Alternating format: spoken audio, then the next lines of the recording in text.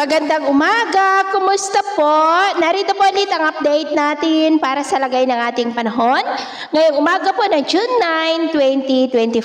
Sa ngayon po ay patuloy pa rin na habagat ang umiiral sa kanluran ng ating bansa at pinakaapektado ang kanluran ng Southern Luzon at Visayas. Habang ang RPA nating binabantayan ay nananatili pa rin sa silangang baybay ng Luzon about 135 km east ng Kasiguran, Aurora at posibleng tawilin yan ang Northern or Central Luzon sa mga susunod na oras at posibleng lalakas rin pagsapit po dyan sa may West Philippine Sea na lalong magpapalakas ng habagat na magdudulot ng mas malalakas na buhos ng ulan sa mga susunod po na araw. At ito nga ang pinapakita ng forecast model natin po ang ginagamit hanggang po sa susunod na 2 linggo. At sa lagay ng ating panahon, ngayong madaling araw ay may mga isolated rain sa ilang bahagi po ng Central Luzon, Batangas, Cavite, Quezon, Aurora, Mimaropa, Bicol Region, Aklan, Antique, Iloilo, Negros, Bohol, Leyte, Northern Samar at Tawi-Tawi. At mamaya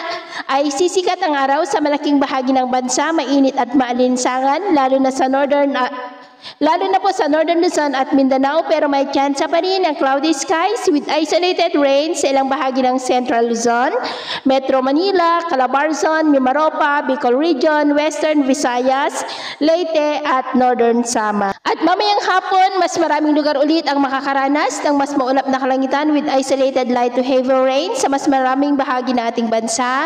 Kaya kung lalabas po tayo sa ating matahanan, ugaliin lamang po natin lagi ang magdala ng kahit na anong panangga natin sa init ng araw at proteksyon na rin po sa mga biglaang buhos ng ulan. At sa atin naman pong mga baybayin, dahil sa paglakas ng hanging habagat ay matataas po ang mga alon sa kanlurang baybay ng Palawan. Ng mga alon ay posible po na aabot hanggang sa 2.2 to 2.5 meters height. Kaya hanggat maaari po ay iwasan na muna natin ang papalaot dyan sa mga may kulay pula para mas makaiwas sa mga sakunang pangkaragatan. So ito na latest update natin sa araw na ito. At ako po muli si James na nagsasabing sa kahit anong pagsubok po na darating sa ating buhay, huwag po tayong mawawalan ng pag-asa. Thank you and God bless!